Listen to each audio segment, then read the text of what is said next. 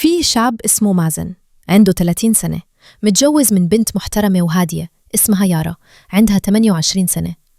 يارا كانت ست ب100 راجل، مؤدبة وطيبة، بتحبه وواقفة جنبه في كل حاجة. وهم الاثنين عندهم بنت صغيرة كانت منورة حياتهم. مازن كان فاتح محل بيبيع فيه لبس حريمي، والدنيا ماشية معاهم 100 فل. وهي كانت موظفة، بنت محترمة، ملهاش في المشاكل ولا الكلام الكتير. لكن زي ما بيحصل كتير، الطمع دخل قلب مازن. قابل بنت جديدة وبدأت حياته تتغير، حب التانية وقرر فجأة يتجوزها، حتى لو ده على حساب مراته وأم بنته.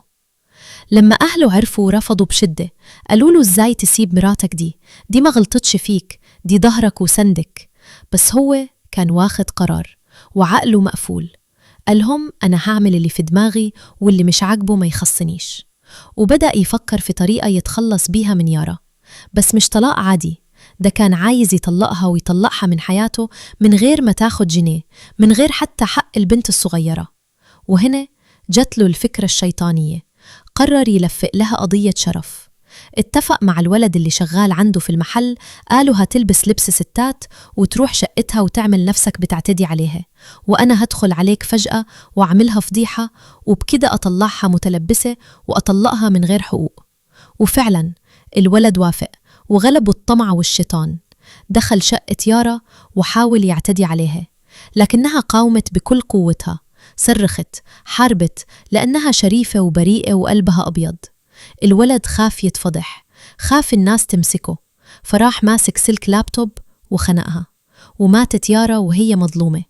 لكن ربنا كبير، والعدل عمره ما بيضيع. الشرطة بدأت تحقق، فرغوا الكاميرات، شافوا الولد وجابوه واعترف بكل حاجة، وقال قدامهم مازن هو اللي بعثني، وقال لي أعمل كده علشان يطلقها من غير ما ترفع عليه قضية ويتجوز اللي حبها. وفي النهاية القضية وصلت للمحكمة، والحكم كان واضح، إعدام لمازن وإعدام للشاب اللي نفذ الجريمة.